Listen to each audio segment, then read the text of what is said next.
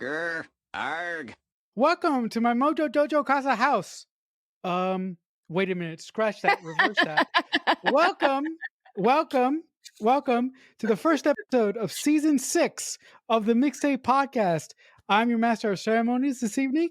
My name is Marcelo Inestroza, joined as always by my fellow co-host in crime, Dean Stark. And on today's episode, we will be discussing the 2023 film Barbie. So, as I do every week, I will pitch it over to Dean so she can take us to Barbie Land. Oh my god, I love that intro. Mojo Dojo Casa House. Fucking Ken. Fucking Ken. All right. Barbie 2023, directed by Greta Gerwig, written by Greta Gerwig and Noah Baumbach.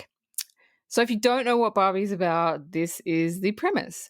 Barbie and Ken are having the time of their lives in Barbie Land. However, when they get a chance to go to the real world, they soon discover the joys and perils of living amongst humans. I love this movie. I saw it in the cinema. I cannot tell you how much love I have for this movie. Anyway, opening scene, I'm going to be gushing the whole time, gushing. The opening scene.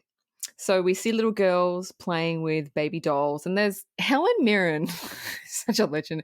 She does like random voiceover for this movie, and she's saying, since the dawn of time, little girls have been playing with baby dolls, until a new doll comes along, and there's this like giant, larger than life Margot Robbie as Barbie. And I think she's actually wearing the original outfit that the first Barbie ever wore, which was kind of cool. And so she's standing there and the girls are like, what? It's like a 2001 Space Odyssey. Like the music is from that movie. And it shows it starts showing like all the different Barbies in all the careers that she's had. And it's basically saying Barbie can do anything and be anyone she wants. And then it establishes Barbie Land and there's a real world. So there's Barbie Land, which is not connected to the real world, and real world is not connected to Barbie Land. And so they all just, this is quite fun. You know what? There's a lot of things in this rewatch that I'm picking up on that I didn't pick up on when I watched the movie, because I think I was so glossed over, like, oh my God, look at the colors, look at Margot, everything's awesome.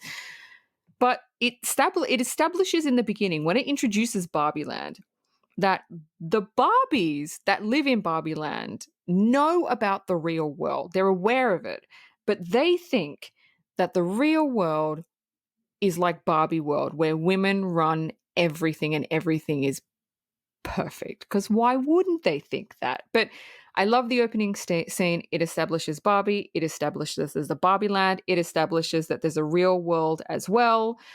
And it establishes that there are all different Barbies, all different shapes, all different sizes, all different colors, all different careers. And I thought it was good. Like for the first 5 minutes of the film, I feel like it established a lot.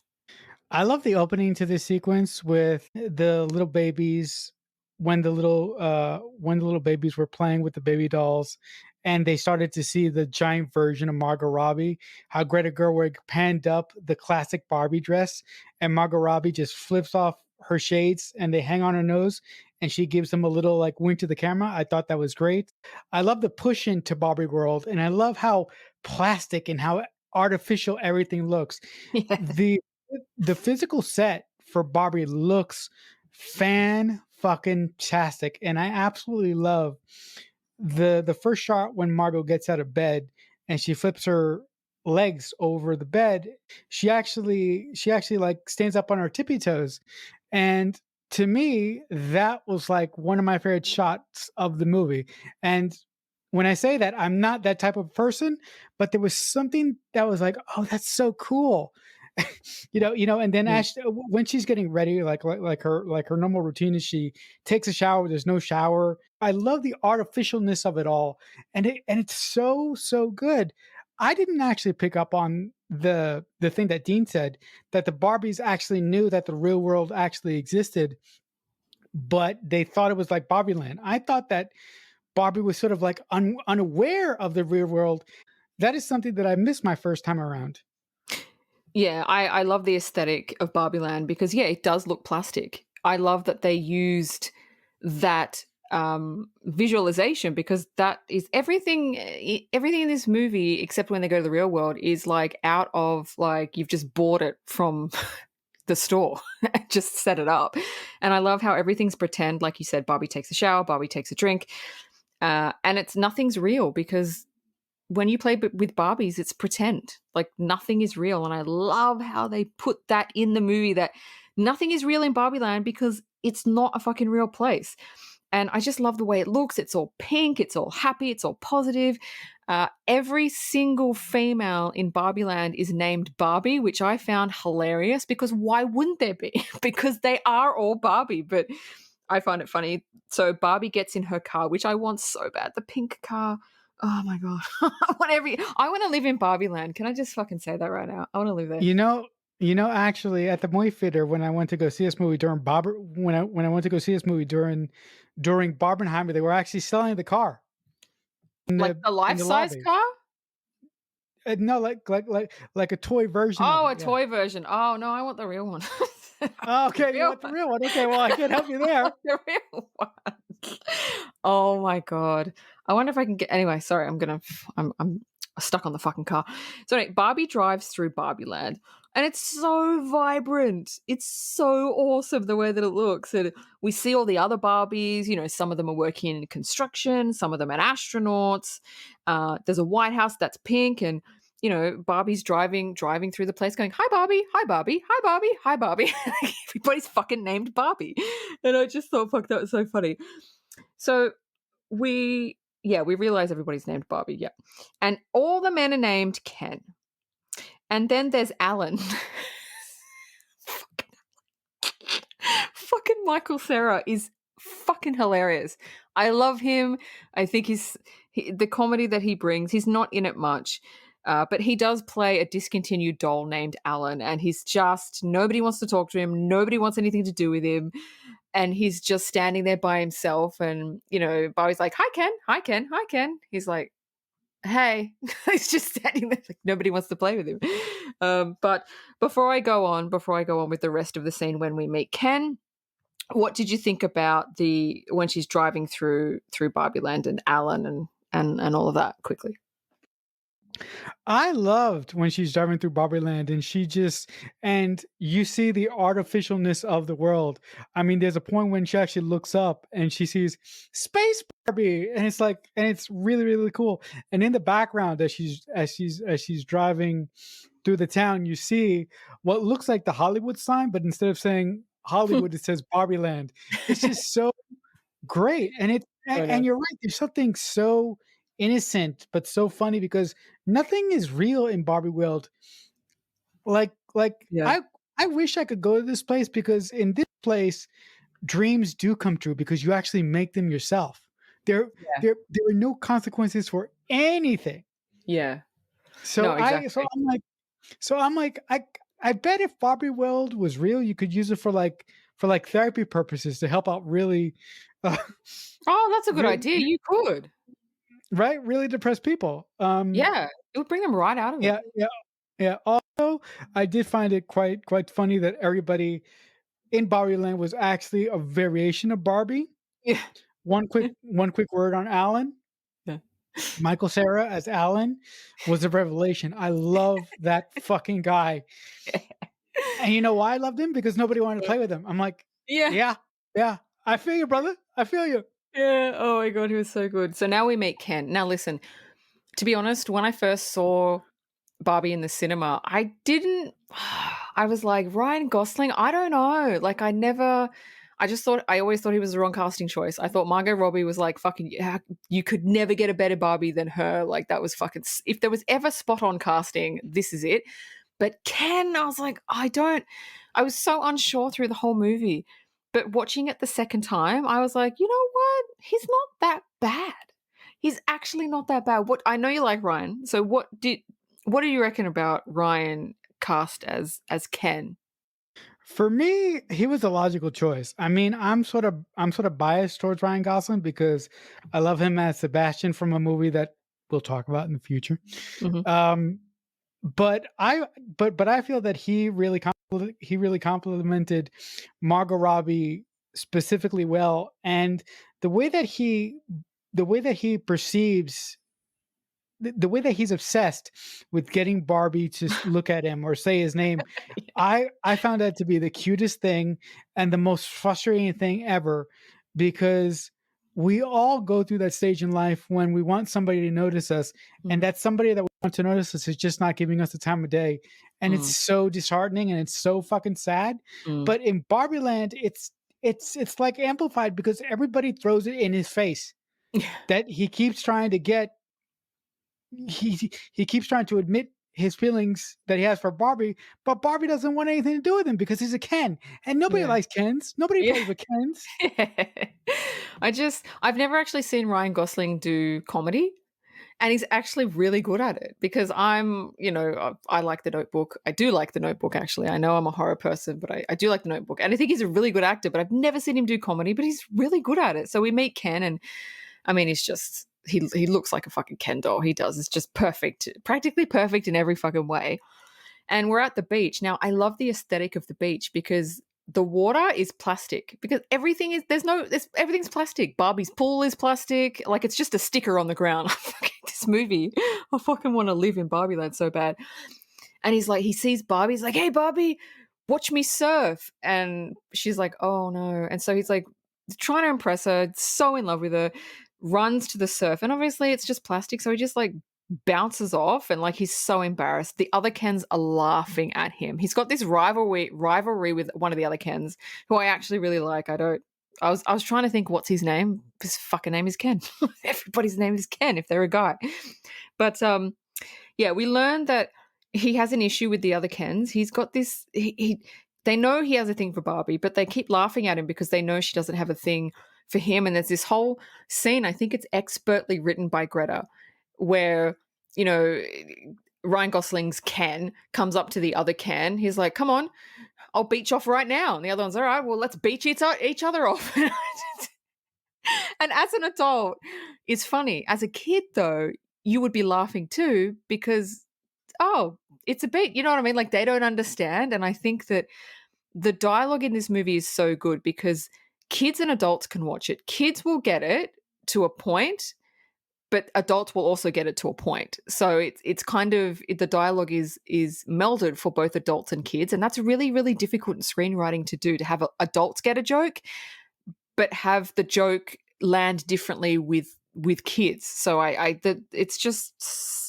it's directed expertly, it's written expertly. I adore this movie. And yeah, so what did you think about Ken trying to impress Barbie? That was absolutely hilarious because when Ryan Gosling started running towards the plastic wave, I was like, "No, no, no, no!" And then when he hit, it, I was like, and then he go wham, and then he goes flying. I lost my lunch. It was absolutely fantastic. To your point about the way that this film handles humor, I really think that this film took a page from Pixar's point of view in the way that they develop stories, because Pixar doesn't make kids movies; they make kid-friendly movies. So I really think that Mm, I really think that Greta and Noah Baumbach, who co-wrote this film together, who are actually married in real life, made a wise choice by taking on that method when developing the script for this movie. No lie, in the theater behind me when I was watching this movie, there was like two young kids, and when that joke came up about let's have a let's have a beach off right now, I'll beat you off. I was laughing hysterically. But to yeah. Dean's point, the kids behind me were laughing hysterically, but I was like, do they get that? And I was like, oh no, they're 6 years old. They don't get it. Yeah, but they're still laughing. Yeah. It's genius. Yeah. Yeah. Listen, I tend to, I really, really, really felt for Ken in this movie because watching the other Kens make fun of him because he just couldn't get it Hmm. really early on in the film frustrated me because I'm like, this guy, this guy is. I think Greta and Noah set him up for a fall, but Mm. I think that they did that on purpose because if they didn't make him, into a particular character at the beginning, the payoff of what he becomes later wouldn't have worked. Yes, I agree. I agree. So now we're having a big party at Barbie's house. It's like a discotheque. Everybody's dancing. They all know the dance moves. It's like a fucking 70s, 80s theme. Everybody's got big hair. The music is going. Barbie is dancing. And she's saying, oh my God, everything is perfect here. Right? Yay. And then, and this is my favorite line of dialogue for the whole movie because I burst out laughing. It is just the way that Margot delivers it is so fucking spot on. She's got this smile on her face, she's dancing, and then she just goes, you guys ever think about dying? Like, and she's still doing the dance moves. And then the music stops, everybody stops, and everybody's staring at her because it's a negative thought. Everything's so positive there. And then she's looking around like, oh shit. And then she says, oh, I'm just dying to dance. And then everyone's like, oh, okay. And then the music starts up again. And that, I mean, if you haven't seen the meme on that, that's just fucking so funny. I thought it was a joke the first time I saw the meme. And I'm like, no, she doesn't actually say that in the movie before I saw the movie. But she does. It's just fucking perfect. After the dance party, Ken is leaning in for a kiss with Barbie. Everybody's kind of gone home. He's leaning in, and he leans in so far, and Margot Robbie's just standing there smiling. Like, she legitimately doesn't know what to do. Like, she's just standing there still, and then he gets right up to her lips, and then he kind of like backs off a little bit. And I'm like, that's funny. That was really funny. And then and then he asks her, hey, can I stay over? And she's smiling, and she's like, to do what? And he goes, actually, I'm not sure.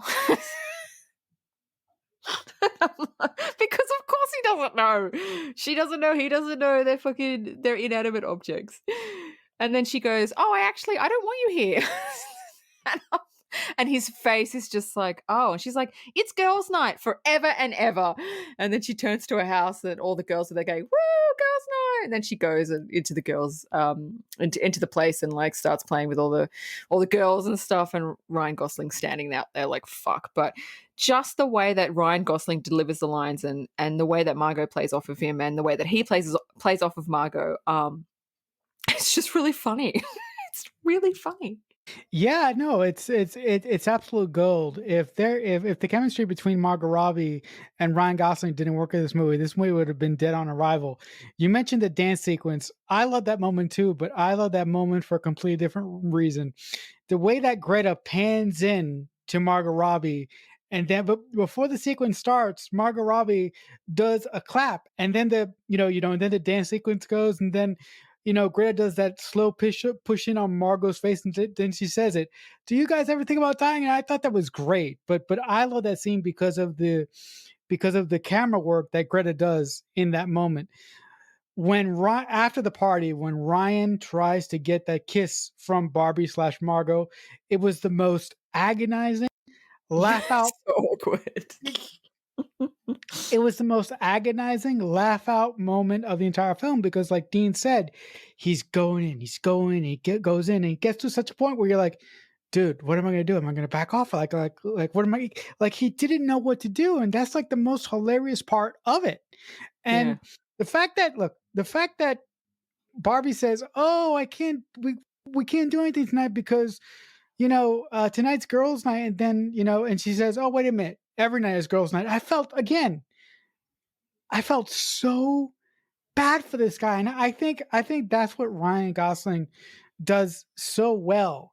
Yeah. It's twofold. They are plastic people. The emotion that he brings to is so well done. And if you don't buy his emotion early on in the script, nothing that Greta has or nothing that Noah has coming up is going to work at all. Yeah, I agree. So the next scene after the party night, Barbie wakes up, and it's a replay of the opening scene where Barbie wakes up and she makes, she gets in the shower and she makes her food and everything's perfect. Then she goes to the beach, right? It's a replay of that scene, except now she wakes up, her hair's disheveled, she's tired, she's got bad breath. The other Barbie goes, hi, Barbie. And she's like, like, when you wake up, you're just not in the mood for positive people. She's like that. She's like, oh my God, what is happening? Everything goes wrong. She goes into the shower, and even though there's no water, it's like cold. She's like, oh, oh, oh. And she jumps out of the shower. Her milk is expired. And she's just like, her waffle is burnt. Everything is just going bad. And she drives to the beach again, just like in the first scene. And Barbie steps out of her heels and her feet go flat. And she just starts freaking out. She's horrified. And the other Barbies are just like horrified as well. They're like, oh my God, like this is the worst thing that could possibly happen to a Barbie, that her feet go flat. And so the other Barbies gather around her and they're like, you need to go visit Weird Barbie. She's the Barbie that was played with too hard and now she's weird. And I went, oh, wow. That's so fun. But anyway, what did you think about that scene? I think it's a really great juxtaposition because when we were first introduced to Margot Robbie in Barbie Land, she did the same routine and it worked to perfection. But this time around, everything didn't work.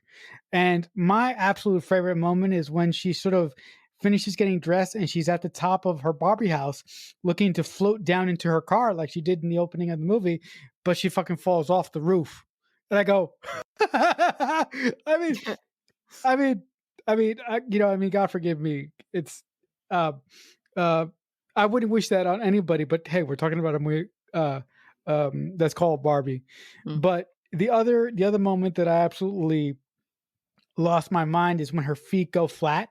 Mhm. And her friends notice it, and then they have a freak out, and they're like so repulsed that her feet went flat. And I'm sitting there going, "What's the bad thing about having flat feet again?" So that I was like, "Wait a minute," but I kind of didn't get it, but that's probably my thing. I love the fact that when she goes to see Weird Barbie, she hides the fact that her feet are flat, so she does her best to look as normal as possible. But Mm. Weird Barbie can notice it right off the bat because she's Weird Barbie. Yeah, exactly. And there's a line of dialogue later. I don't know when it is, but it's just really subtle. I didn't catch it on the first time when I watched the movie, but she's Margot's. I don't know what scene it is, but she says, "God, if my feet were flat, I would never wear heels." Yeah. That's when uh, that's when she starts running from the Mattel people early on. Oh yeah, that's Yeah, right. That's right. that happens a little bit later. I don't know how women can run in high heels because I'm like, if you got to run, take the shoes off, because I would be like on the floor within seconds. It's practice. You just got to practice. It's practice. That's. I mean, look, would it be comfortable? No, but you just practice, and then you can do it. Right. So next scene, Barbie shows up at Weird Barbie's place, and shows her flat feet. And Weird Barbie says, "What happened? Have you been thinking anything weird?" Like, she goes, "No, everything's perfect." She goes, "No, like something would have happened." And she's like, "Well, I have been having thoughts about death." And then Weird Barbie's like, "Oh." And then she comes to the conclusion that there's been a portal that's been opened between the real world and Barbie Land, and the real world is starting to seep in. And she says, the girl that plays with you in the real world, because every Barbie in Barbie Land has an owner in the real world, which I thought was fucking genius. So the girl that's playing with this Barbie must be sad, and it's interfering with your kind of dullness. So now Barbie has to go to the real world to find her owner and fix it. The other funny thing I found about that was when Barbie goes, "I've got flat feet." And she lifts her dress up. She goes, "What's this?" And Weird Barbie goes, "That's cellulite." And Barbie's like, "No, I don't want that. No, no, no, no, no." And then Weird Barbie's like, "Okay, you have a choice. You can either stay in Barbie Land and forget this happened, or you can, go through the portal and go to the real world." And Barbie's like, "I'll stay in Barbie Land." And Weird Barbie's like, "I'm not giving you a choice. I was just trying to give you the illusion that you had control. You have no control unless you want to have the cellulite forever." And she's like, "No, no, no, no, I'm going to go. I'll go to the real world." Because women There's literally nothing worse on your body than cellulite. So I understand Barbie's freak out. She's like, nope, this isn't happening. I would rather risk my life than have cellulite, which is, I agree with. That's kind of warranted. But what did you think?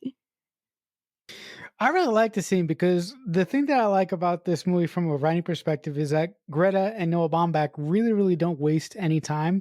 We get like 3 or 4 scenes in the in Barbie's world before things start to go to shit.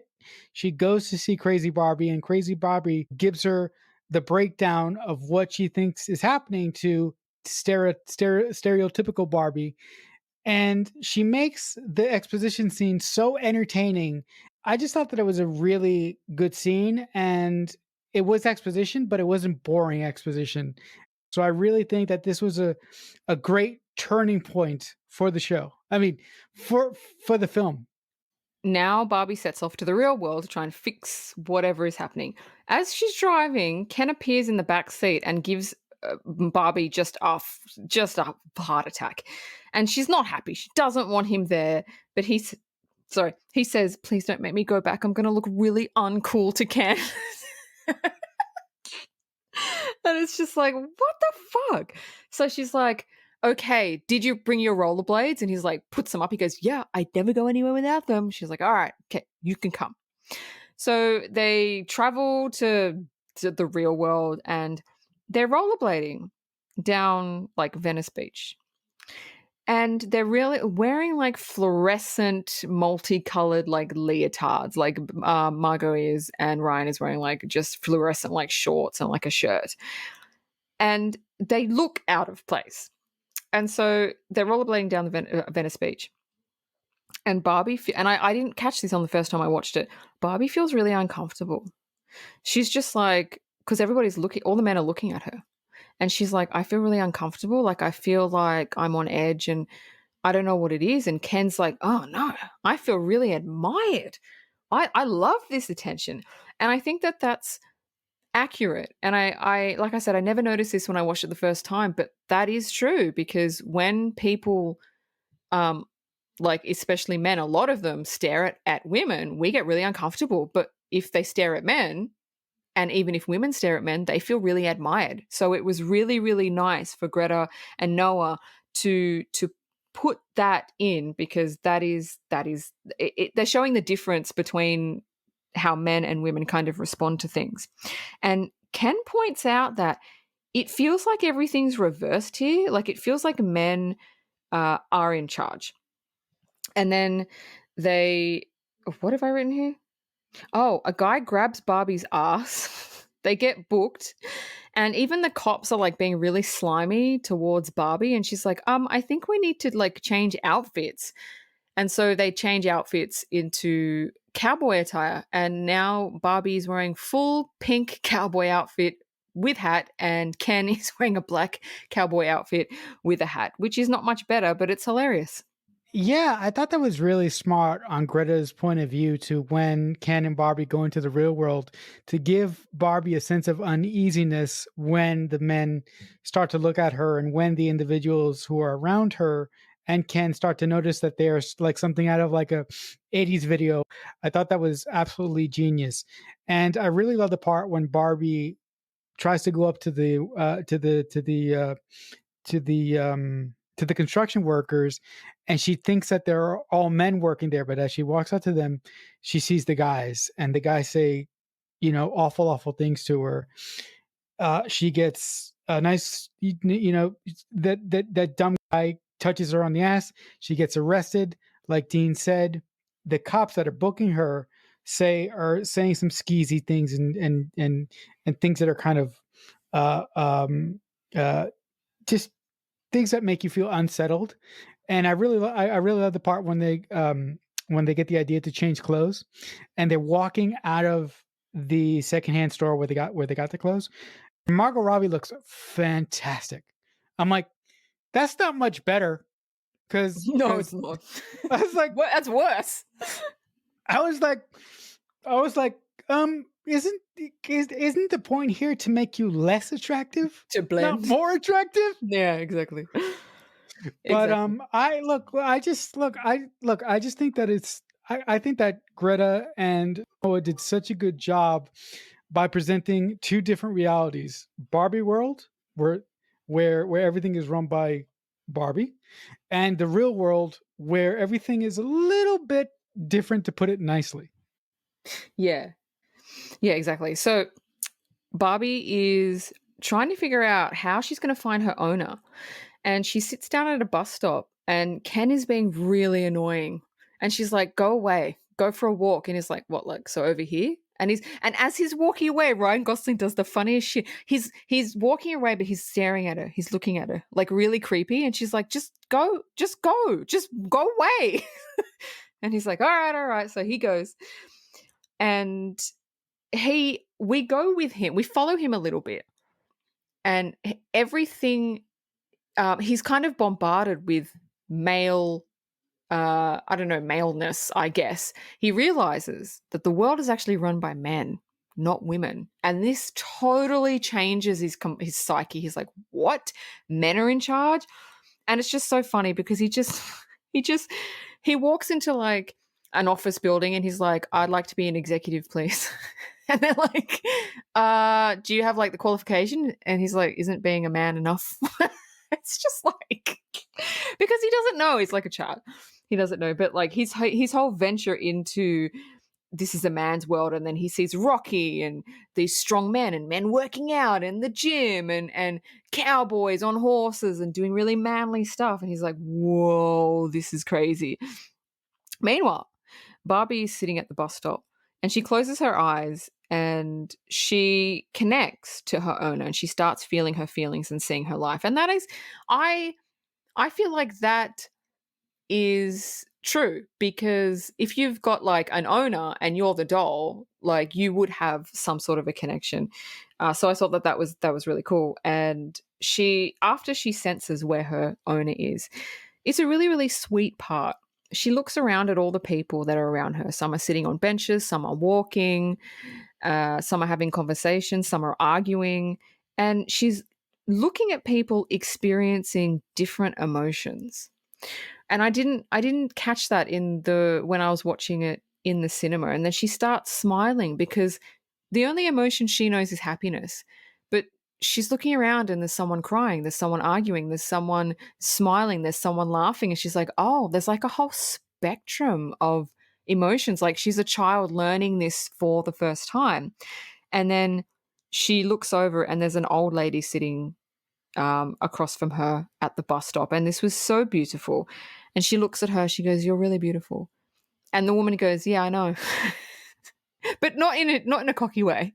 She was like, "Yeah, I know." And it was just, I don't know, the whole sequence was beautiful and beautifully filmed and beautifully written by Greta and Noah. So the scene is interesting because you've got Ken finding out that this is a man's world, and you've got Barbie connecting with her emotions. So I don't know, they've done it really well where it works. It's character building on two different spectrums. First, you got the character building with Ken, with him realizing that in this world, men, for lack of a better word, have it a little bit easier, and men are the dominant force in the world. And you have Barbie realizing that there are different emotional plateaus that you can go by. Like Dean, my favorite moment is when Barbie notices that she's sitting on a bench next to this elderly woman, and she just turns to the woman and says, "You're perfect, you're perfect." And the older woman goes, "I know." And then when Ken comes back, as she's walking away with Ken from the bench, she looks back towards the old woman and she just gives her a smile. And I really, Mhm. really enjoyed that. Also, the other thing that I found hilariously funny is a quick scene with Ryan Gosling as he's sort of like coming into his own power. Yeah. He goes into a hospital and he asks a nurse if he can perform one appendectomy, and she goes no, and he goes, "Just one." And he goes, and she goes, "No." And and he goes, "Can I talk to a real doctor?" And the woman who actually is a doctor goes, "I am a doctor." And she goes, "No." And he's like, "No, a real doctor." Yeah, yeah. It's just it was just so funny. So So funny. funny. So funny. So now we're at Mattel headquarters and we meet Gloria, who is a receptionist there, and she's played by the amazing America Ferrera. And she's sketching Barbie in her pink cowboy outfit. And we're wondering, how does she know she's wearing a pink cowboy outfit? I wonder.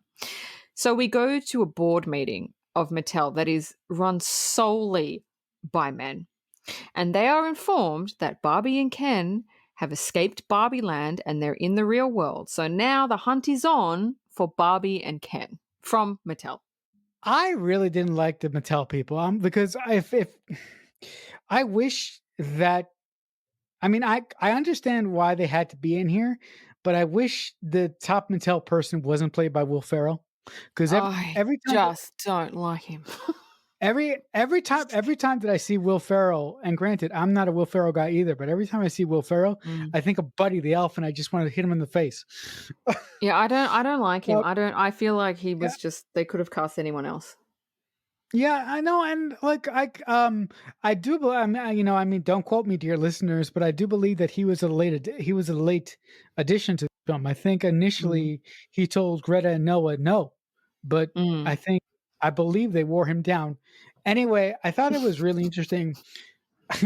I thought it was really interesting when we got introduced to the Mattel headquarters that the first person that got the news about there being a loose Barbie and Ken in the world is an underling. And Mm. as he's walking to the elevator, go up to the higher floors, the people around him or his fellow employees are like, if you go up there, you'll never come back. If you Yeah. like like like like going up there is like going to be the like the death of him. And I really really like it when he walks up to the receptionist desk that the young woman behind the receptionist desk is sketching a Barbie with the outfit that Margot is wearing. So I thought that was a really really nice story seed Mm. that Greta and Noah put in there. Mm. Yeah, I agree. So now we're back with Barbie and Ken, and they arrive at a high school looking for Barbie's owner. I also had a problem with this. I'm like, Oh yeah. I understand Yeah, that me too. I understand that this is Barbie, but there's no fucking way that these two people will be allowed on high school grounds, Oh my especially god, that's in what I was America. thinking. I I'm was like, like, there's no way that let her on. Oh my god, yeah, I agree. are you fucking kidding me? Look, and I'm not going to sit here and rewrite Noah Baumbach and Greta, but I will just Oh say god, it no. would have been really it would have been really cool to just see one scene of them possibly trying to be stopped by a security guard, and you could have Barbie, or AKA Margot Robbie, use her charms to get them out of getting escorted out of the uh uh uh to show them talking their way into the school. I mean, I Mm. understand that they're plastic people, but it would have been really entertaining to see them try to come up with a reason why they need to be here instead of Yeah. instead of instead of just having them be there and have that be acceptable. Yeah, look, I did have that thought. It didn't ruin it for me because the lunch tables are pretty close to the like there's no barrier or anything, so she can just walk straight from the street into there. So I guess that you know what I mean? Like she didn't walk into the building, she didn't go into a classroom. So I guess I don't know. I didn't have a massive problem with it because like I don't think anybody would have noticed that but us. So I didn't have an issue, but it did come into my awareness like, could that happen? But anyway, so they arrive at the high school looking for Barbie's owner. Oh my God, this fucking character. She spots her owner, who's like a, I don't know, 13, 14-year-old girl, 15-year-old girl. This girl's a little shit. Absolute shithead. And Barbie comes up to her table. She's sitting with a bunch of her friends. She's like, "Oh, hi, I'm Barbie." And she's being so positive and so happy and so smiley. And, you know, this girl is just starts blaming Barbie she goes, "Oh, well, if you really are Barbie, you know, you're ruining ideals for women." No, she's not. And pushing back women's movements. No, that's what the fuck. And how would you even know that when you're like 15 years old? And she's just slamming into Barbie. And I don't like this character. Um, while I understand story-wise why she's in there, it makes this character makes no sense, because at the beginning she hates Barbie and she hates her mum and she fucking hates everything, and then by the end of the movie she's like, yay, she's in pink, and she's like, and I'm like, well, why? What made her turn? She had an arc, but we didn't see why she went from I hate the world to I love the world. Like there was nothing. And I'm like, well, that makes no sense. And now she's like, at the end of the movie, she's like helping Barbie with her, like getting the Barbies back, which we'll get into later. And I'm like, why would she even help Barbie? She just dismantled Barbie, and you don't make Barbie cry. You don't make Barbie cry. So I was just like, you're a little shit. I cannot even get behind you. So Margot Robbie starts fucking crying. And like, oh my God, when Margot cries, you want to cry too. I was like, you bitch, you made Barbie cry. I'm not on board with you at all. We go back to Ken. And he's in the library. He sees all these books on men ruling the world. and then goes out of the library, stolen all these books. And a woman goes, hey, do you have the time? And he's like, what? She's like, yeah, what's the time? He's like, wait a minute, are you asking me what the time is? Oh my God. And she's like, I just want to know the time, dude. And he's like, I don't know. I don't know what the time is. She's like, okay, I'm gonna go away now. But yeah, so that was that scene. And those are my thoughts on that scene. Yeah, when it comes up to the little girl that blames Barbie for everything ever, for everything wrong done to women ever, for everything wrong done to women ever, I just wanted to do one simple thing to this little girl. I wanted to punch her in the face. And I'm like, I want to come across the table and say, "You little fucking shit! You know nothing about nothing. Like, how in the hell are you blaming Barbie for feminism if you can't even fucking spell the word?"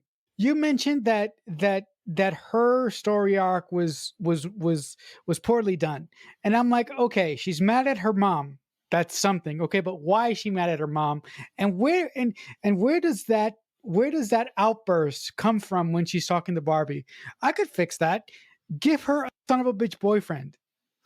No, That I agree with you. I agree with you, because why was she like that? She hadn't she obviously she had money. She had a really nice mom that loved her. She had a stable family environment. There was no reason for her to be a dick. And I thought, are you kidding me? They had no right, reason but just to make, Barbie cry and Barbie feel bad and all that shit. So I think they dropped the ball on her character, because there was no motivation for her to be a little shit. No motivation. right, right. No, I just think if you gave her an abusive boyfriend who is treating her like she's less, I think that would have explained why she sort of has that outburst Yeah. towards Barbie when she comes to the table. Mm. And the tension between her boyfriend could also explain her behavior towards her mother, because like you said, her mother works at fucking Mattel and she's pretty well off. Mm. Her father seems to be a loving father, although we don't get a lot on him.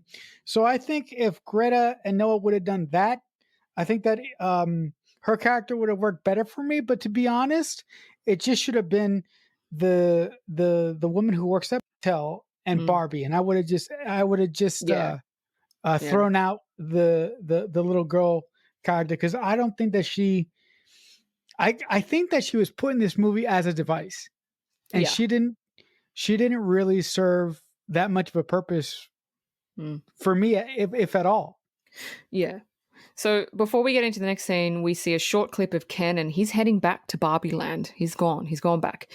And Mattel find Barbie. They find her. They're like, okay, can you get in the car? We'll take you back to HQ. And she's like, oh my God, thank God you found me. Like, oh my God. Like, and it's like, oh, it's probably not going to be a good thing. Gloria picks up her shithole of a kid, she sees Barbie being put in a car, and she notices she's wearing the same outfit that she's been sketching. So she's like, what is this? So we're at Mattel, and Barbie walks into the conference room, and they offer her a cup of water, which I think is funny. And she takes it, she spills it all over her face, and then she goes, oh, I'm not used to having anything in it. Which I thought was quite clever. And the board members ask her, to get in a Barbie box because she's asking who runs it. And they're like, we do. And she goes, no, where's the woman in charge? And they're like, well, no, that's us. And she's just got this look on her face.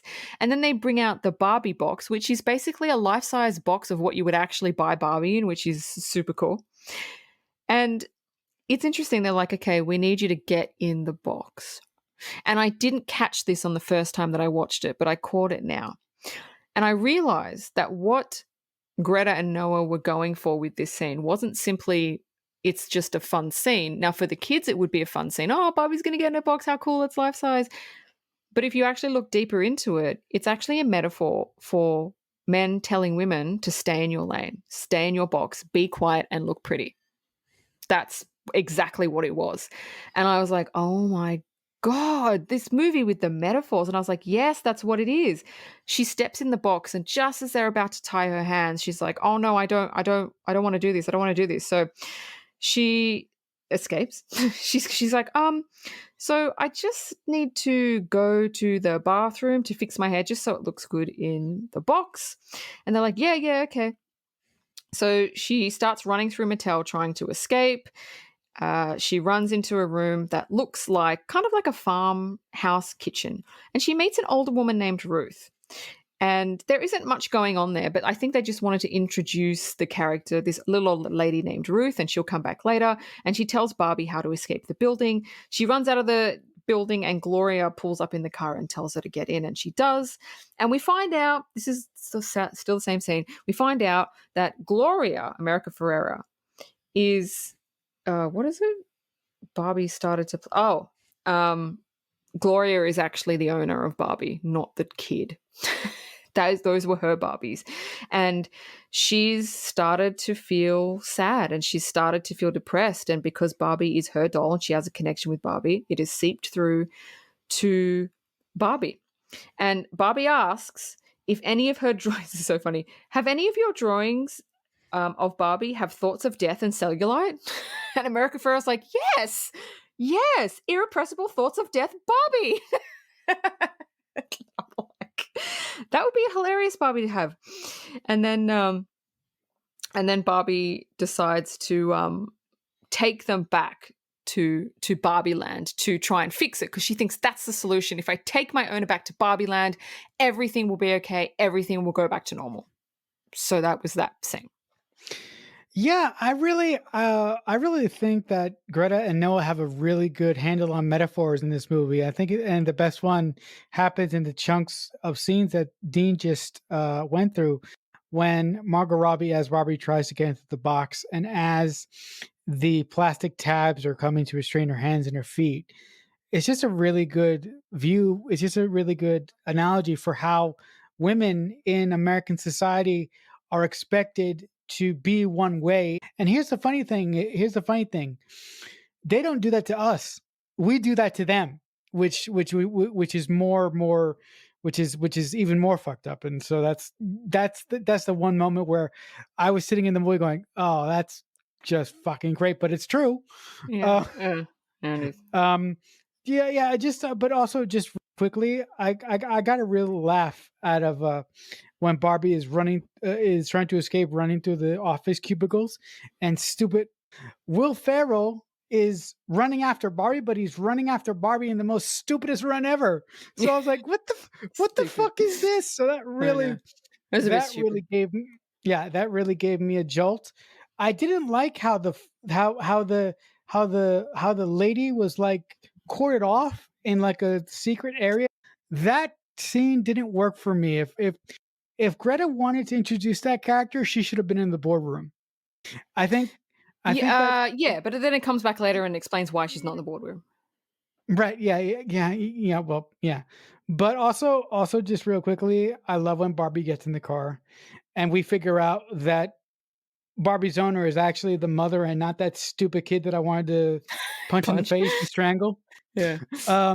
Also, I did like that moment that you liked when she asks her owner if she's been having thoughts of death, suicide, and it was just absolutely wonderful. Yeah. So they return to Barbie Land and they see it's a little bit different, looks a little bit different. And Barbie or Margot Robbie's like, oh, okay, that's a little bit different, but it's still Barbie Land. And they get to Barbie's dream house, which is where Barbie lives. And the Kens have completely taken over because remember, Ken went back before Barbie and he's taken all of his new findings back to Barbie Land. So the Kens are completely taken everything over. And he has slipped into toxic masculinity with the other Kens. And he says that the house will be renamed Ken's Mojo Dojo Casa House. And then America Ferrera's like, you don't have to say mojo and dojo and casa and house in the same sentence. And he's like, well, I do because it's my house. And I find it's interesting because I call it toxic masculinity because there's a spectrum, right? So he started out on the side of like doormat. And he's gone to the other side of toxic, where is you need a balance. That's what he needs, and that's what people do. They go, I don't want to be this way. And so they jump to the far end of the spectrum, and that's just as bad. It's different, but it's just as bad, but there needs to be a balance. And he struggles to find the balance, which I find is really an interesting take on his character. So Barbie notices that all the Barbies are basically has been turned into servants for Ken's. Ken, would you like a beer? Ken, let me rub your feet. Ken, I'll do this for you. And she's like, what the hell? But they seem to love it. They're like, oh my God, I love it. I love being in service of my Ken. And she's like, oh, what has happened? And Ken explains that he felt like someone in the real world. And he's basically, like I said, gone to the other end of the spectrum from meek to basically toxic. And the Kens have returned. Oh, sorry. The Kens have renamed Barbie Land Ken Land, and the Kens have taken over. The Kens want Barbie to feel, well, not the Kens. Sorry, Ken wants Barbie to feel like he did. So it's toxic, and it's a bit of you did this to me, so I'm going to do this to you, which is very childlike to me because, well, he is Ken. He doesn't know any better. And basically, he wants her to feel alone. He wants her to feel not needed and not wanted, just like how he felt. And she was like, "Oh my God!" And like the look on like Barbie's face is like, "How the fuck did this happen?" So Barbie has a meltdown because nothing is how she left it, and it's so funny because she has a meltdown. She sits down on the fake grass, and then she just tips over onto her side. Which is exactly, if you have a Barbie and which I do, well, I used to play with Barbies, and you tip it over, that's exactly how Barbie tips over. Like, it's just very, I don't know how to explain it. But I was like, oh my God, that's so funny. And then she just rolls over onto her stomach, and it's, oh my God, it's so funny. But it's so true to like what the mannerisms the doll would have. And then Weird Barbie finds her and takes her back to her place. So yeah, basically Ken's taken over and he's changed everything and he's gone, fuck you, Barbie. I run the joint now. Yeah, to go to your point that Ken goes from a doormat to toxic masculinity, I would put it a little nicer. I would say Ken goes from being a doormat to being a Monday morning quarterback that needs a good kick in the nuts. I think that scene worked out really, really well for me because it was nice for Barbie to see what she was unwillingly doing to Ken. And it was nice to see her go through the emotions that he felt. Granted, the way that he has made the world off of his own image based on what he saw in the real world isn't correct. But there are positive things that I liked in that moment. And like Dean said, when Barbie just goes to nothing and she just quits, the way that Margot Robbie contorts her body to be like an actual Barbie, because like Dean said, when you lay Barbies down, they're quite rigid because they're plastic people. So the way that Barbie absolutely melted and just lost all hope was absolutely wonderfully done by Greta. And Ryan Gosling did a fantastic job at going from a doormat to to a unwilling dictator drunk on power who doesn't really understand that he has to find a balance and a middle ground, because if you go from one extreme to another one, it doesn't work and it's too much. You got to find a Mm. happy middle ground to make things work properly. Exactly. And I think the difference is when Barbie in the beginning, when she was saying, "No, I don't want you to stay over. Every night is girls' night. And, no, I don't want you to be your girlfriend." She wasn't doing it on purpose to hurt him. She was doing it very, very innocently. He felt hurt. And the reason he felt hurt is because he never spoke up. So she didn't know that he was hurt. She just thought, well, he's not telling me that anything bad. So what I say is warranted. But then when he does it on purpose to make her feel shit about herself. So that's the difference. She didn't do it on purpose. He's doing it on purpose because maybe he thought she did it on purpose, but she didn't. He just didn't speak up and say something because he was so meek that he felt like he couldn't. So, one is on purpose, one is not on purpose. So anyway, moving on. Gloria and her daughter go to the weird Barbie's house, and they find Barbie in an absolute emotional mess, just tears everywhere. And she's talking to America Ferrera, Margot is, and she's like, "I'm not pretty anymore." And this caught me off guard in the cinema. I don't know. I would love to know if the filmmakers told Margot that they were going to do this, or if Margot was just watching it in the cinema and this happened.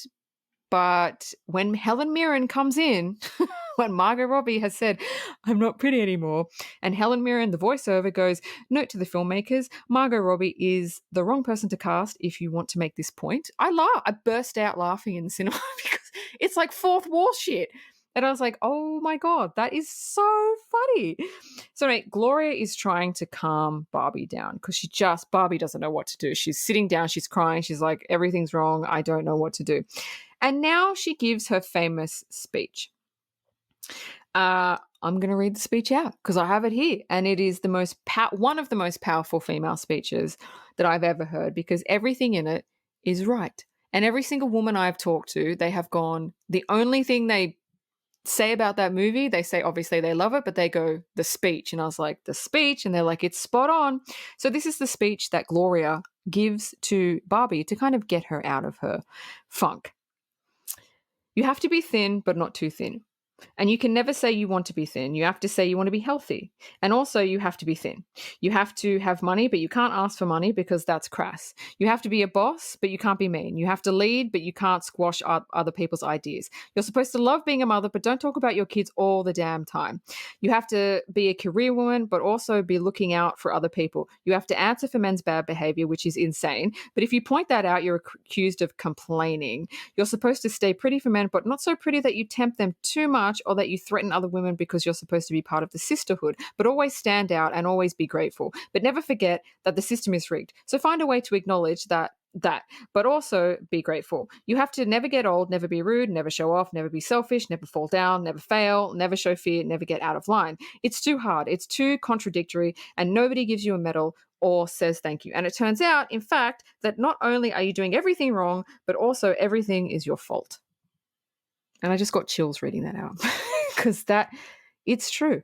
It's all true. And I love it. And America just gives it so much emotion. And this speech breaks Barbie out of it.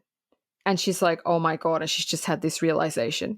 And she realizes that all the other Barbies have been brainwashed by the Kens. And so they have to break them out of it. So now they devise a plan to de-brainwash the other Barbies. This is the moment of the film when I was watching. This is the biggest moment of the film for me because when I was watching it in the theater and the speech came up, I felt so awful because as a guy, I felt like they were personally attacking me and saying that everything that happened to women was my sexist fault, right? And I just felt like absolute fucking shit. And after the film, I talked to a couple friends who are way smarter than me, and a couple of them said, "You didn't get it." And I was like, "Wait a minute, what do you mean I didn't get it?" And then, a couple of them actually wrote down the speech and they read it back to me now, and I go, "Wait a minute. she's absolutely right. Women are expected to be superheroes, but they're expected to be superheroes with both of their hands tied behind their back and one foot and what and one foot going in the other direction. That is not sustainable for everyone. So Mm, the biggest thing that changed for me in this movie is the second time around seeing this movie, I understood the speech. mm, And I no longer feel guilty for what that speech says, because the first time I thought they were talking down to me mm, mhm, when I heard the speech, mhm, but this time around I'm like, everything that she's saying is valid and it's not my fault. Double standard that society has for women is so untenable. It's absolutely ridiculous. It makes no fucking sense. And if you think that a guy would accept those conditions that that males put on women, no mm. fucking way, no fucking way. Yeah. It was just it was just a wonderful moment that unfortunately went over my head the first time I saw this movie, and I and Yeah. I and I wish it didn't, but it happened. Yeah, I the speech, it wasn't putting men down for me. This is my perspective on it. It wasn't putting men down. It was basically expressing how we feel the world makes us feel. Women as well. Women make us feel that. Women make us feel shit about ourselves too. So it's just like, this is the world we live in and this is how we feel. So we're not blaming anyone. It's just that's how we feel. But we can change that by not letting them make us feel that way. So it's like, if you want to be skinny and pretty, be skinny and pretty. Don't even give a shit what anybody says. Do you know what I mean? It's the fact that we care what other people think and what other people say and how we're perceived. That's the problem. So it's really not a man problem. It's our problem because we're brainwashed to think and do certain things like stay in the box, look pretty, don't say anything. But once we deprogram ourselves as females and go, you know what? I'm not going to do that and I don't care what anybody else fucking thinks, that's when we really kind of get our power back. So really, it's our fault for letting the world make us feel that way, and it's going to take a while for us to get out of it. But yeah, we will. So it's definitely not putting down men. That's not the way that we saw it, and I'm glad that you came to the revelation that that's not what it was intending to do either. So now we're with the Barbies. We're with Barbie, and the way that Barbie comes up with a plan to de-brainwash the other Barbies is hilarious. So I'm going to break it down for you right now. Every Ken has a Barbie as a servant in the new Ken Land. And they have to get the Barbies away from the Kens to de-brainwash them. So what happens is Barbie is de-brainwashed and she de-brainwashes one other Barbie that was with her when she was having the emotional breakdown. So she gets that Barbie to distract a Ken so they can grab his Barbie and de-brainwash her, and that's how they get the Barbies alone. But the way that they do it, I look, I don't know, and you'll have to tell me. I don't know if men found this like a put down, because it kind of felt like that's what it was, but I found it funny because it is also true. But this is how I'm going to break it down. Act lost and confused to distract them. Tell them you haven't seen The Godfather and for them to explain it to you in detail. And I'm like, oh my God. Be confused about money. So they'll come and be like, well, this is what you need to do. Wear glasses so they can discover you're pretty without them. Pretend to be terrible at every sport ever. And these things are so funny because it's true. Now, it's playing on the fact that men want to help pretty women. They want to help. Oh, here, let me help you with that. Let me help you with that. That's not a bad thing, but it's just something it's easy. It's like, okay, be confused about money. Cool. So they want to swoop in. Men want to be the hero. They want to help, which is not a bad thing, but that's just how they're kind of wired to be. So bit by bit, they de-brainwash the Barbies and they succeed. And now the final plan is to turn the Kens against each other. Thoughts? Yeah, listen, I thought Barbie's plan to deprogram the other Barbies who are servants for all the Kens. I thought Greta and Noah went just a little bit too far with that, saying that, oh, if you act all doe-eyed and stupid, like you don't play sports or you don't understand money. I was like, you could do a little bit better than that, Greta. But but but that yeah, that part I was like, come on, that feels like a little slap in the face for no reason at all. Come on. Hmm. Um Is it because true though? because From a man's perspective, is it true or is it not true? I don't you know know, what? I'm asking. I will just say for some men that Okay. is true. Okay. But not for but not for all of us. And I felt in that Okay. moment Greta and Noah were making a generalization. Okay. Okay. Yep. I I get you. felt I felt that they were putting men in one big box and Mm. labeling us this, and I'm like, wait a minute. Right, right, right, right, But right. but but but that's besides the point. The grand plan that Barbie has to turn the Kens against each other. So basically, we'll have like a civil war on the beach. I Mm, thought that was amazing, and the mm. funniest thing is the way that they do it. After they deprogram all the other Barbies that were basically being servants for the Kens, and I'll let Dean talk about that scene Mhm. now.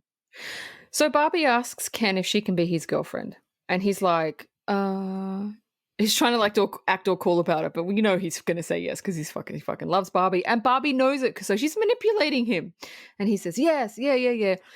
So he starts playing guitar to Barbie on the beach, and then we pull back, and all the Kens are playing the same song on acoustic guitar to all the Barbies, and the Barbies are smiling and oh, we're so happy. And then the voiceover comes, give them their dream, make them get to their peak, and then take it away from them.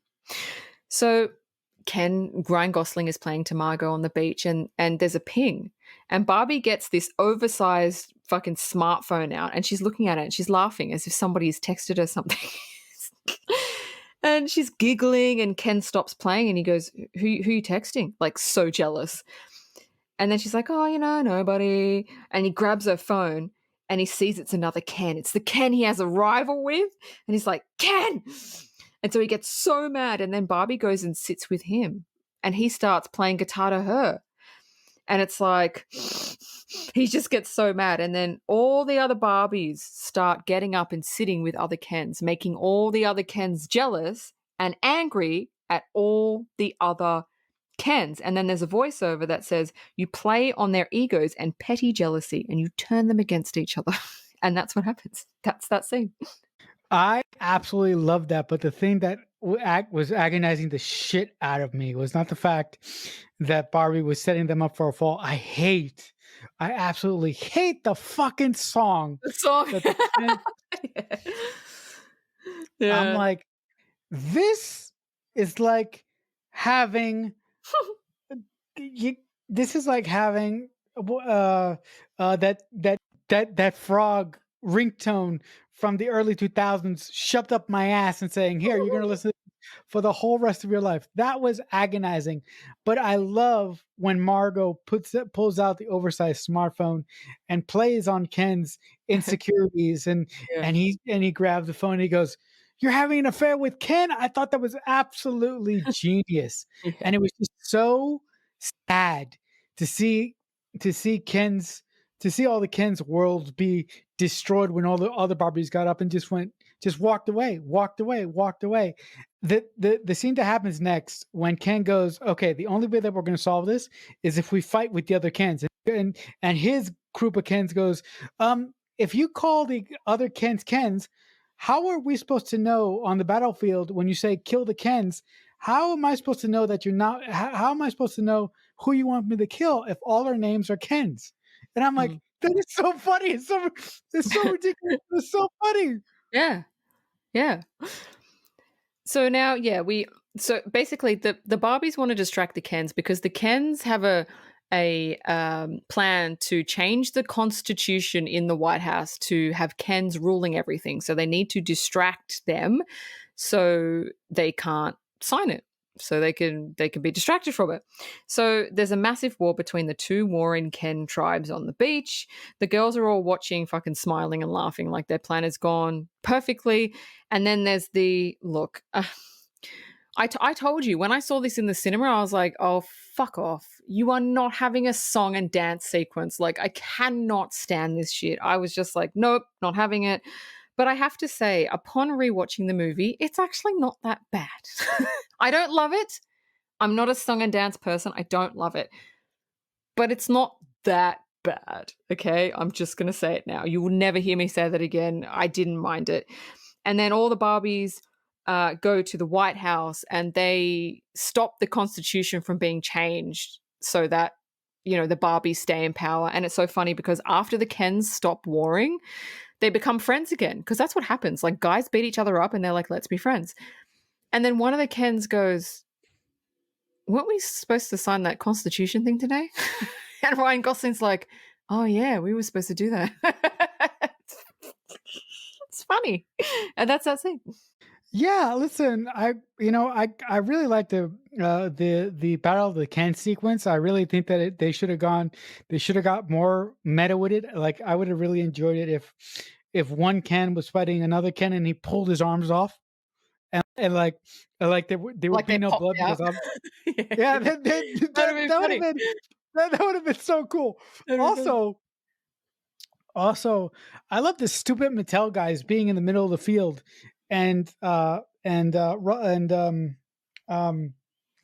head Mattel guy going, "There are no weapons in Barbie world." When behind them, there are Kens beating the crap at each other with mallets, volleyballs, it's all shoes. It's just Yeah. fucking crazy. Anything they And can find. I love while this is happening, like Dean said, while the Kens are self-destructing and just being stupid, the Barbies take control of Barbie Land back, and when Ken and his troops get back to their senses, they walk horse ride back to the White House, and then that one Ken says, "Oh, wait a minute, weren't we supposed to sign the bill today?" I thought that was all great. Just one quick note on the dancing scene because I know you want to hear me talk about it since I'm Yeah, please since I'm talk about it at length. um it was fine. It was like, but I could have that it was Oh, you didn't love it? no, I mean, no. I mean Oh, it okay. was it was okay. It was okay. Okay. It was Okay. all right. It was all right. So the Kens arrive back at the Barbie dream house, and as they enter the grounds, they're like, something's different. Like it's some of their stuff is gone. There's more pink. They're like, what is going on here? And basically, the Barbies are back in charge. And this is so funny.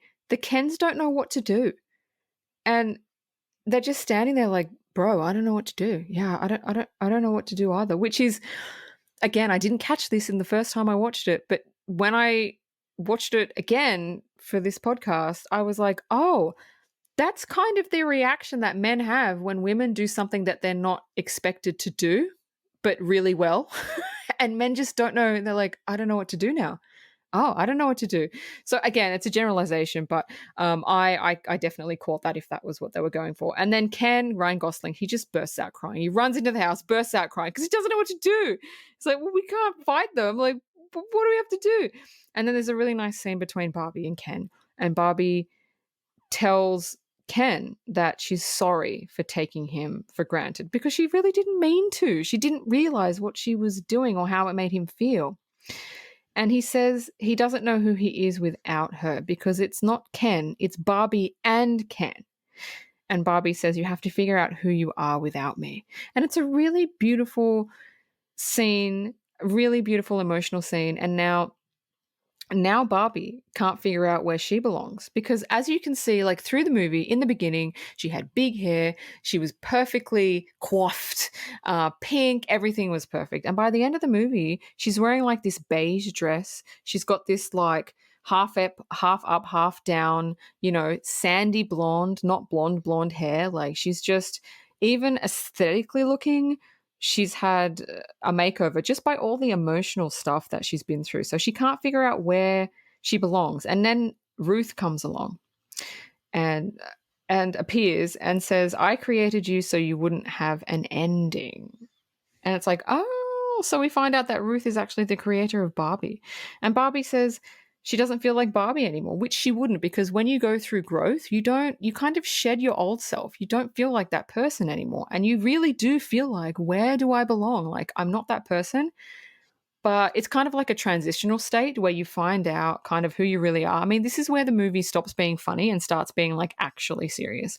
And Ruth explains that being human is uncomfortable and they die. Like, because Barbie wants to be human. And she's trying to explain, like, this is what happens. And Barbie's like, I know. And she says, I want to be a part of the people that make memory, that make meaning, not the ones, what? Not the thing that's made. And it's like, oh, okay, that was good. So she decides she wants to become human. And this is the funny part. Not funny, but this is the part where I went, oh, okay, Ruth. Ruth puts her hand out. Barbie puts her hand out.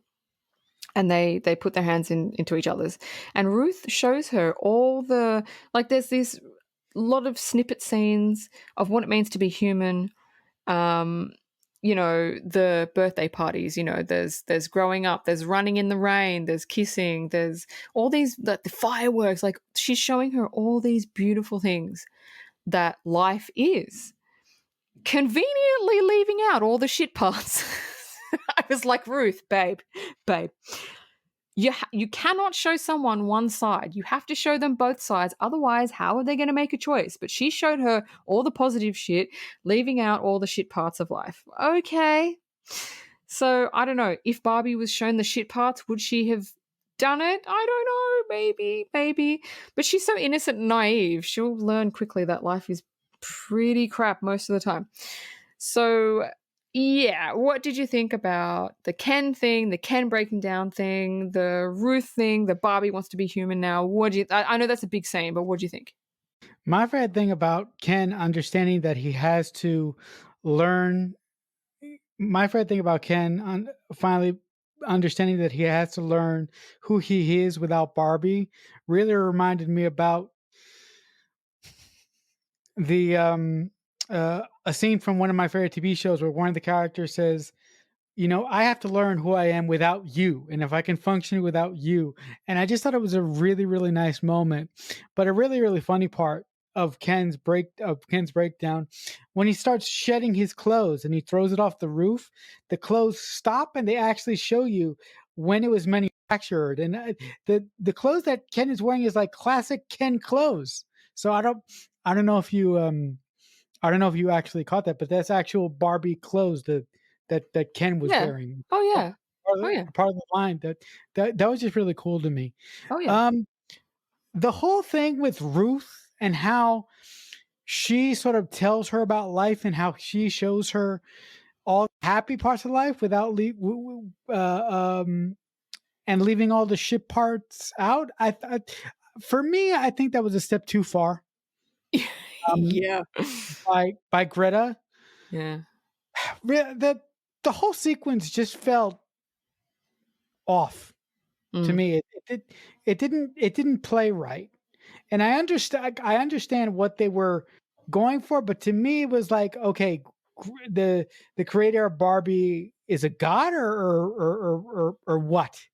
I was like, this doesn't fully work. And Um I don't yeah. I don't I don't know how I would fix it, but I just say it just doesn't fully work.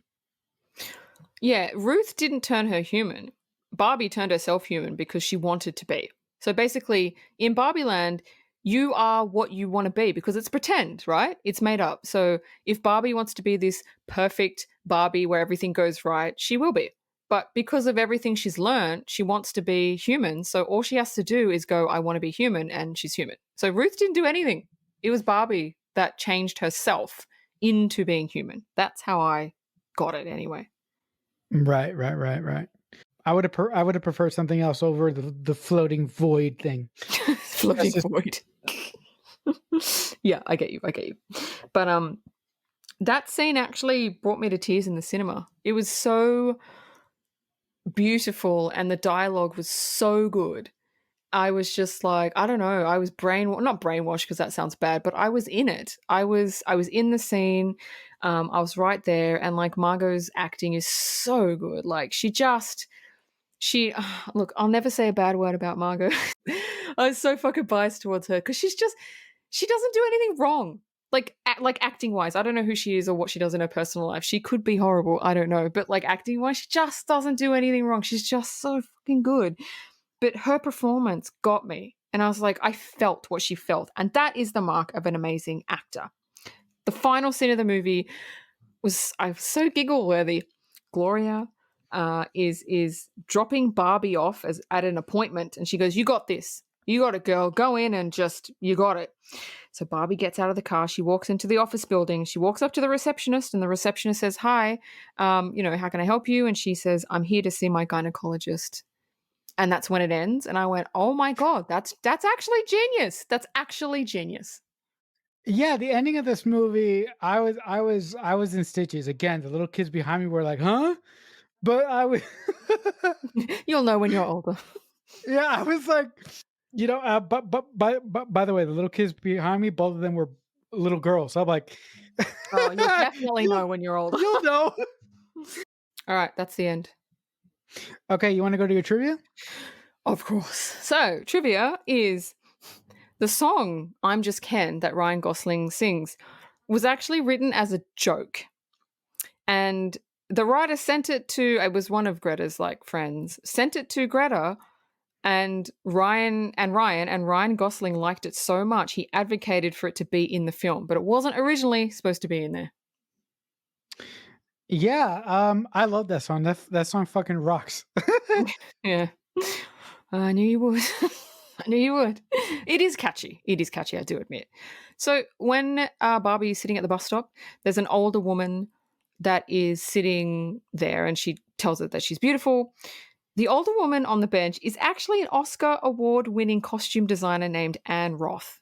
Yeah, I mean, it was really cool to see in that moment. It was really cool that in that one moment they highlighted a behind the scenes person because obviously I know who she was, but not everybody else in the theater in that moment knew who she was, and I actually leaned over to the individual that I was seeing this film with, and I'm like, and he's like, "Who are you talking about?" I'm like, "Forget it." What movies has she done? I don't know. Uh, I can't think of one off the top of my head, but Okay. yeah, but she's an absolute legend. There's Okay. no Okay. there's no doubt about that. I'm sorry that I can't think of one movie that she's done off the top of my head right now, No, but it's okay. It's okay. uh, she's an absolute legend. So, Barbie Land, and I loved this. Barbie Land was created almost entirely out of practical effects. Even the backgrounds were hand painted. Yeah. Even even when Ken and Barbie are on their way into the real world, the backdrops that they built were just fantastic, Mm, and how artificial and how plastic they were. That was mm, just great. mm. So, my last piece of trivia is Slash from Guns N' Roses. This really floored me. Slash from Guns N' Roses actually performs guitar on the song I'm Just Ken. Oh wow. Okay. Okay. Where'd it go? Where'd it go? Slash. Where'd it go? But one more thing, and I'm sure you've heard of it, but I just want to say it for the people that haven't heard of it. And I think that this is completely plausible. And I want to see this as a movie. It's not trivia. It's just like something someone made up and it's just made the rounds. So it is Barbie is Harley Quinn. And I'm going to tell the folks out there that have no idea what I'm talking about. So we go through the whole Barbie movie, and Barbie's in the real world now. Barbie doesn't know who she is. Barbie doesn't know who she wants to be, but she knows she wants to help people. So she goes and does a degree in psychology. I want to help people. I want to be of service, all this, right? So where is she going to work? Oh, she gets a job at Arkham Asylum. Cool. Oh, she meets the Joker. Oh, she turns into Harley Quinn. As if that's not Uh, possible. yeah. That's a yeah. fucking arc. Yeah. Look. I love that theory, but every time that I hear that theory, the only thing that I can think of is "Hello, Mr. J." That's just oh, But it could so great. happen. But yeah, it could happen. It could happen. I mean, weirder stuff has happened before, but that's a great piece of trivia. Yep, I'm done. All right, guys. So that'll do it for the season 6 premiere of the Mixtape Podcast. But listen, if you guys want to send us a piece of mail for whatever reason, you can send it to the Mixtape Podcast at AOL.com, or you can follow us on YouTube. We're on YouTube at youtube.com/the Mixtape Podcast. So uh, if you're curious about next week's movie, we're going to be talking about an absolute classic. We are going to be talking about Rambo: First Blood. For my co-host, I shall simply say, if someone is ever kind enough to make you a mixtape, that must truly mean that they love you. The Mixtape Podcast is a Balloonhead Productions presentation.